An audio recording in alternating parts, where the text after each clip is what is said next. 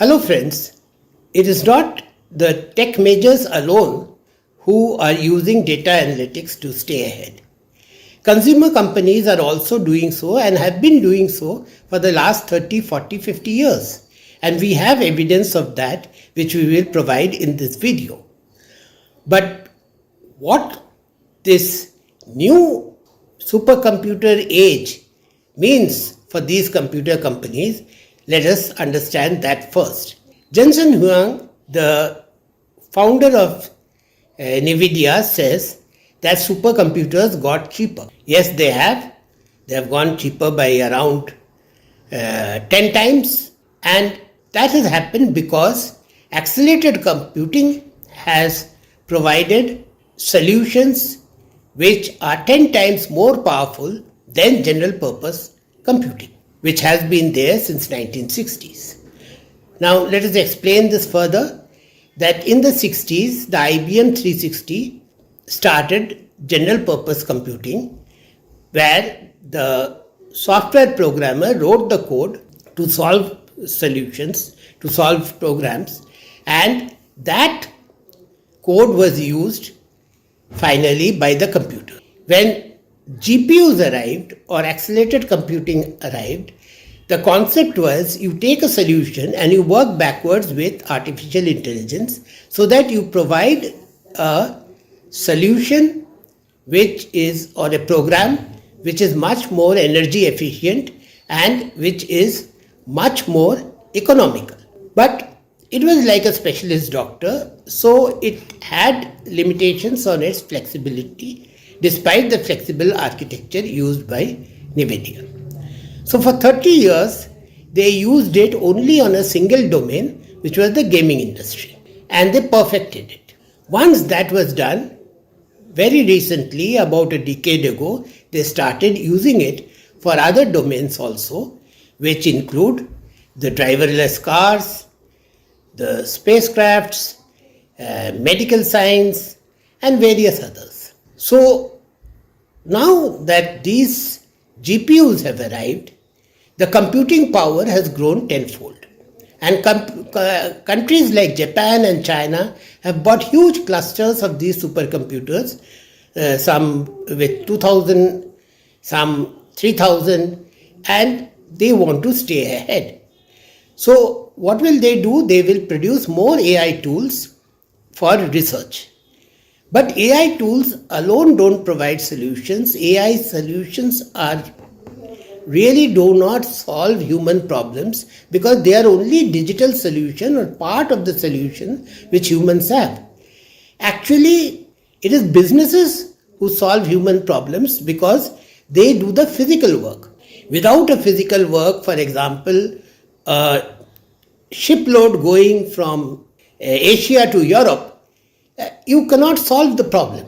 The problem is of transporting goods. So digital solutions alone does not solve the problems. It only gives a efficient solution.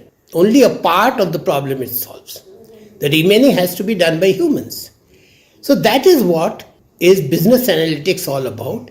And with this enhanced capability, businesses will be able to forge ahead. But we have seen there are some companies, consumer companies, who have been already using business analytics to stay ahead.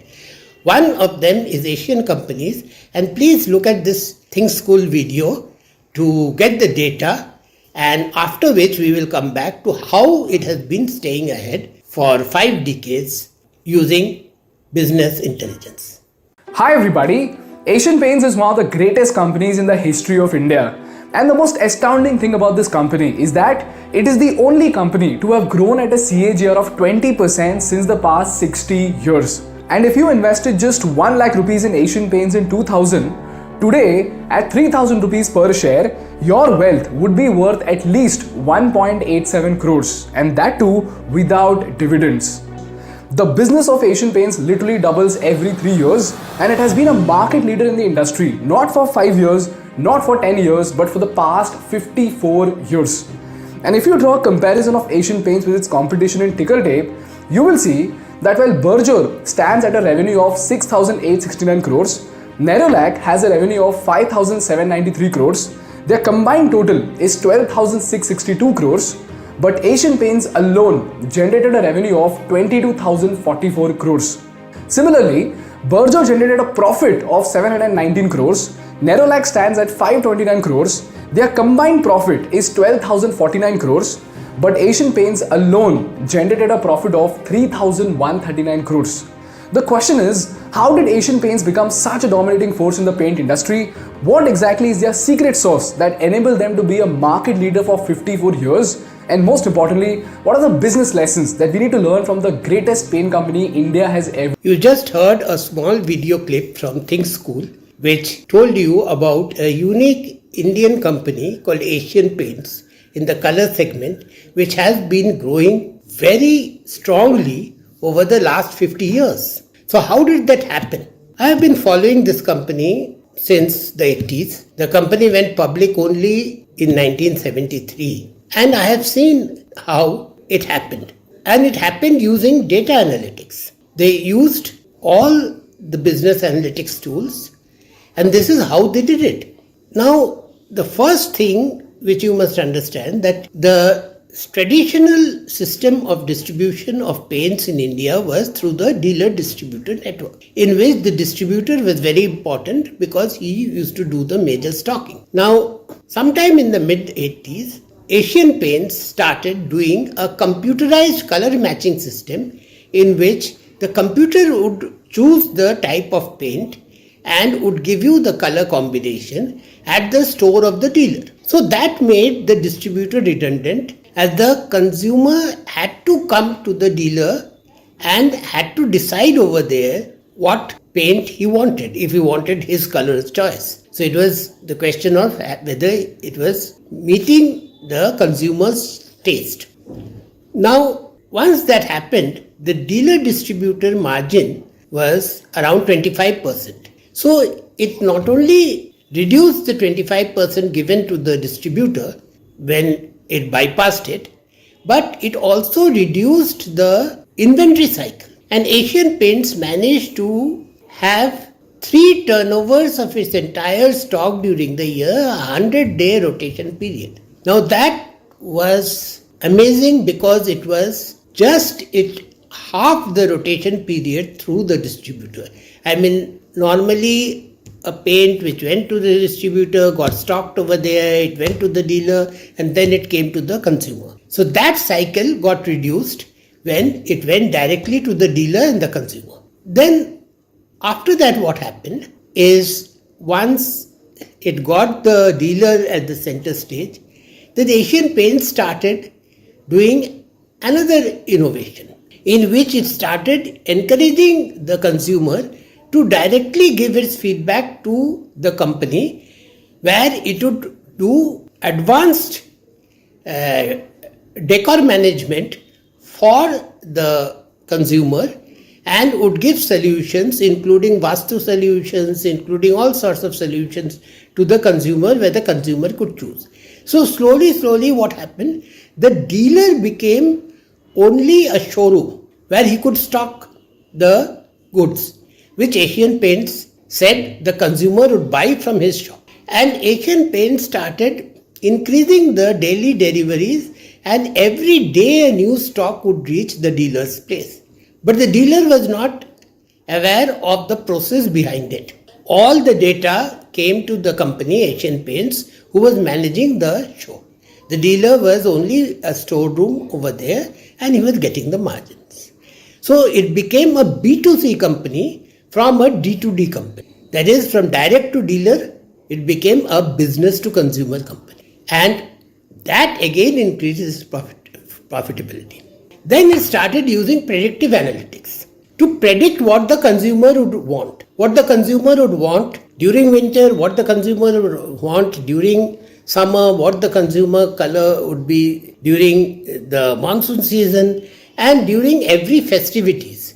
For example, during Indian festivals, we have this custom of changing the colors of the house. So that itself became a theme. And this way, with predictive analytics, Asian Paints controlled the consumer's mind. And then another 10 years later, around 2020s, it introduced another option, which is right from the meta world. It gave the consumer choices to use VR glasses and choose options that how his drawing room or how his dining room will look with different color options. So by this way, they stayed ahead, and as you have seen, the amount of inroads it has made into the Indian market, where it has 60% market share and is not only the leader but is the leader by large, is amazing. All using business analytics. So now we will talk to our Hindi viewers. Thank you for now. नमस्कार दोस्तों, ये ऐसा नहीं है क्या सिर्फ technology companies ही data analytics को व्यवहार करते हैं। हम इस वीडियो में आपको दिखाएंगे कि कैसे कंज्यूमर कंपनीज इसको व्यवहार करते हैं और हमेशा से करते आए हैं। आज से नहीं, 40-50 साल पहले से जो कंपनी कंज्यूमर प्रोडक्ट बेचती है वो भी डेटा एनालिटिक्स को बहुत अच्छी तरह से इस्तेमाल करते हैं। पर सबसे पहले हम ये देखें क्या डेटा एनालिटिक्स में बदलाव क्या आया है, क्यों इतना खलबली मच गया है सारे दुनिया में जबकि जनरेटिव एआई सामने आया। तो ये इसलिए है क्योंकि सुपर कंप्यूटर जो होता है वो एकदम सस्ता हो गया। ये किसने बताया? ये जेनसन हुआंग, जो कि एनवीडिया का सीईओ है और फाउंडर है, उन्होंने ये खुलासा किया और उन्होंने कहा क्या हमने जब जीपीयू बेस्ड सिस्टम्स यूज़ किए हैं तो वो कंप्यूटेशन पावर जो सीपीयू बेस्ड सिस्टम है उससे 10 गुना ज़्यादा कर देता है। तो इसलिए हमारे सुपर कंप्यूटर्स पहले के सुपर कंप्यूटर से 10 गुना ज़्यादा सस्ते हैं। तो ये जीपीयू और सीपीयू सिस्टम क्या है? तो ऐसा है क्या ये 60 दशक में सेंट्रल प्रोसेसिंग यूनिट बना था जो कि IBM 360 से सबसे पहले दुनिया के सामने आया था। तो वो ऐसा था कि एक कंप्यूटर होता था जिसमें सॉफ्टवेयर का प्रोग्रामिंग किया जाता था, प्रोग्रामर्स प्रोग्रामिंग करते थे और वो जाके कोई आउटपुट देता था और उस आउटपुट की टेस्टिंग होके उसके बाद प्रोग्राम बनता था। तो जब जीपीयू आया तो वो अलग इसलिए हुआ क्योंकि जीपीयू में इन्होंने जो आउटपुट है कंप्यूटर का उसको फाइनल डेटा लेके उससे आर्टिफिशियल इंटेलिजेंस ने बैकवर्ड कैलकुलेट किया उसका प्रोग्राम और फिर उसका प्रोग्राम बनाया। तो उससे ये हो गया क्या आर्टिफिशियल इंटेलिजेंस ने उसको सस्ता भी बना दिया और क्योंकि उसको पता था आंसर, तो आंसर से उसने क्वेश्चन बनाया, तो इसलिए उसने ये सारा चीज़ बहुत कॉस्ट इफेक्टिव बना दी। पर उसमें सिर्फ एक अंतर था कि वो एक स्पेशलिस्ट कंप्यूटर था, ना कि वो जनरल सब कुछ कर सकता। तो इसलिए एनवीडिया जिसने सबसे पहले इसको शुरू किया था जीपीयू बेस्ड सिस्टम्स, वो सिर्फ इसको गेमिंग इंडस्ट्री में इस्तेमाल किया करीब 30 साल तक और सिर्फ पिछले दशक में वो जाके ये ग्राफिक्स बेस्ड प्रोसेसर से ये एआई सॉल्यूशंस में वो बदलाव कर सका और जब एआई सॉल्यूशन में बदलाव कर सका तो उसके बाद उसने कई इंडस्ट्रीज़ में घुसा, जैसे कि ड्राइवरलेस कार्स हो गया, स्पेसक्राफ्ट हो गया या मेडिसिन के लाइन में हो गया, जेनेटिक इंजीनियरिंग के लाइन में हो गया। तो उसने कई जगह पे एंट्री की। तो इससे क्या हुआ कि आर्टिफिशियल इंटेलिजेंस के प्रोग्राम्स बहुत अलग अलग डोमेन में अवेलेबल है और इससे जो कि आउटपुट मिला तो उससे प्रोग्रामिंग बहुत सिंपल हो गया और जिसके कारण ये सारी खलबली मची है कि अब प्रोग्रामिंग सिंपल हो गया, अब ये नौकरी खा जाएगा और इससे लोग गलत इस्तेमाल करेंगे। तो ये टाइप का अलग अलग विचार आने लगे जो कि कुछ सच भी है। पर ये असली में क्या है, क्या कंप्यूटर्स अकेला कुछ नहीं कर सकता है। कंप्यूटर्स के पीछे जो बिजनेस सॉल्यूशन चला रहा है वही एआई को यूज़ कर सकता है, क्योंकि एआई अपने आप कुछ नहीं कर सकता। एआई एक सिर्फ डिजिटल सोल्यूशन है, फिजिकल सोल्यूशन नहीं।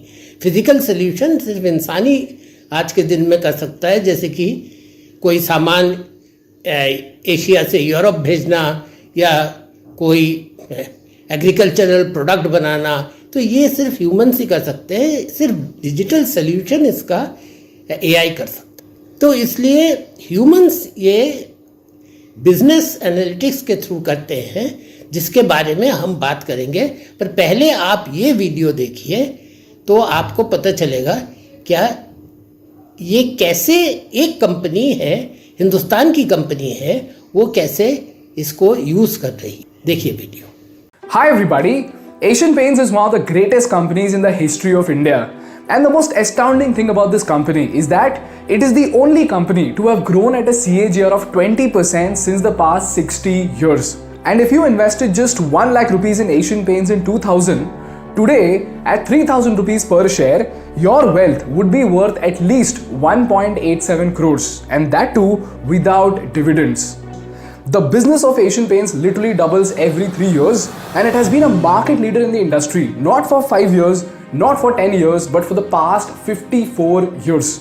And if you draw a comparison of Asian Paints with its competition in ticker tape, you will see that while Berger stands at a revenue of 6,869 crores, Nerolac has a revenue of 5,793 crores, their combined total is 12,662 crores, but Asian Paints alone generated a revenue of 22,044 crores. Similarly, Berger generated a profit of 719 crores, Nerolac stands at 529 crores, their combined profit is 12,049 crores, but Asian Paints alone generated a profit of 3,139 crores. The question is, how did Asian Paints become such a dominating force in the paint industry? What exactly is their secret sauce that enabled them to be a market leader for 54 years? And most importantly, what are the business lessons that we need to learn from the greatest paint company India has ever? अभी आपने think school का एक video clip देखा, जिसमें आपको ये बताता है कि एशियन पेंट्स करके एक भारतीय कंपनी जो कि पेंट्स और कलर बिजनेस में है, वो डेटा एनालिटिक्स को इस्तेमाल करके अपने बाकी कॉम्पिटिटर्स से कितना ज़्यादा आगे है। अब ये हम आपको बताते हैं कि कैसे कैसे उसने डेटा एनालिटिक्स का इस्तेमाल किया। ये कंपनी हम 1980 से ये कंपनी को फॉलो कर रहे हैं, इसके स्टॉक प्राइसेस को फॉलो कर रहे हैं, और हमने देखा ये 73 में ये कंपनी पब्लिक हुई थी, और उसके बाद ये 1980 के दौरान इसने एक नया चीज़ निकाला जो कि कंप्यूटराइज्ड कलर मैचिंग था। ये कंप्यूटराइज्ड कलर मैचिंग में क्या होता था, क्या कस्टमर डीलर के पास आता था और वो अपने आप अपना कलर चूज करता था हर कमरे का कंप्यूटराइज्ड मिक्सिंग के थ्रू। और ये जब शुरू हुआ तो उसका जो डिस्ट्रीब्यूटर जो था, वो डिस्ट्रीब्यूटर के थ्रू जो नॉर्मल मार्केट था वो उसने ख़त्म कर दिया, और डिस्ट्रीब्यूटर मार्जिन उस समय हुआ करता था 25%। तो उसका डिस्ट्रीब्यूटर मार्जिन का फ़ायदा हो गया। और दूसरा चीज़ ये है, जो इन्वेंट्री टाइम है वो बहुत कम हो गया। अब उसका इन्वेंट्री टाइम मतलब जो साइकिल पहले डिस्ट्रीब्यूटर के पास पेंट जाता था, फिर उससे डीलर के पास जाता था, और उससे फिर उसके बाद कंज्यूमर के पास जाता था, तो वो साइकिल जो 200 दिन का था वो इसने 100 दिन में कर लिया। और ऐसे करके वो दूसरे कंपनियों से बहुत आगे बढ़ गया। तो वो डायरेक्ट टू डीलर D2D एक प्लेटफॉर्म खड़ा कर दिया, पहले का डिस्ट्रीब्यूशन डीलर डिस्ट्रीब्यूशन सिस्टम को तोड़ के। उसके बाद उसने 2000 के आसपास उसने एक और काम किया।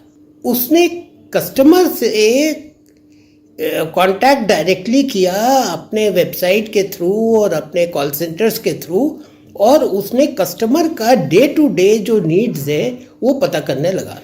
जैसे कि हर सीज़न के साथ कस्टमर का मूड चेंज हो जाता है। कभी कई कस्टमर्स के शादी ब्याह के सीज़न में अलग मूड होता है और दूसरे सीज़न में अलग मूड होता है। कोई फेस्टिव के सीज़न में पेंट कराना चाहता है, कोई दूसरे सीज़न में पेंट कराना चाहता है। और मौसम हिंदुस्तान में 4 बदलते हैं। कुछ लोग मानते हैं क्या नया साल में पेंट कराना चाहिए, तो इसलिए वो हर साल वो पेंट कराते हैं। जो कि हिंदुस्तानी नया साल है उसके हिसाब से अलग कस्टमर का अलग अलग डिमांड होता है, वो उसने वो कर लिया। और उसके बाद वो उसने डेटाबेस में कर लिया और फिर जाके रोज़ सप्लाई चेंज करता था वो अपने प्रोडक्ट्स के डीलर के दुकान में। तो दिन में 2 बार 3 बार करके एशियन पेंट्स का ट्रक जाया करता था और डीलर से सामान लेके और दूसरा सामान सप्लाई कर देता था, और उससे उसका सेल्स बहुत बढ़ गया। और डीलर जो है वो एक स्टोर रूम हो गया, जो कि जिसको पता नहीं चल रहा था कि किस लिए और कैसे वो इंटरैक्ट कर रहा है कंज्यूमर से और कैसे वो फाइनल प्रोडक्ट का वहाँ पे चयन कर रहा है। फिर उसने एक और काम किया। 2010 के आसपास उसने एक प्रेडिक्टिव एनालिटिक्स का मॉडल यूज़ किया, जिससे वो ये प्रेडिक्ट करने लगा कि कस्टमर कब चेंज करेगा और कैसे चेंज करेगा। तो वो भी एक और बिजनेस एनालिटिक्स का थर्ड स्टेप था जो कि उसने यूज़ किया। और फाइनली जाके उसने 2000 साल के बाद उसने प्रेस्क्रिप्टिव एनालिटिक्स शुरू किया कि कस्टमर क्या चाहता है, उसकी मन की बात पढ़ो, और उसको उसने मेटा वर्ल्ड में डाल दिया, जिसमें वो कस्टमर को VR गॉगल्स पहना के वो दिखाता था कि ये ऑप्शन आपका घर का होगा या ये ऑप्शन होगा या ये कलर मैचिंग होगा, और उसके बाद कस्टमर उसको डिसाइड करता था। तो ऐसे करके वो दूसरी कंपनी से बहुत आगे निकल गया और उसका सेल्स भी बढ़ गया, और कम से कम इंडिया का 60% मार्केट पेंट्स का उसके पास है। उसके नीचे जो बर्जर पेंट्स है जो नंबर 2 है, उसके पास सिर्फ 25% मार्केट शेयर है। तो इस तरह से बिजनेस एनालिटिक्स यूज़ करके एक कंज्यूमर कंपनी कैसे आगे है, ये हमें दिखाना था आपको, और ये हम आपको बता दिए हैं। और फिर आपसे अगली बार मुलाकात होगी अगले हफ्ते। तब तक के लिए आज्ञा दीजिए। धन्यवाद।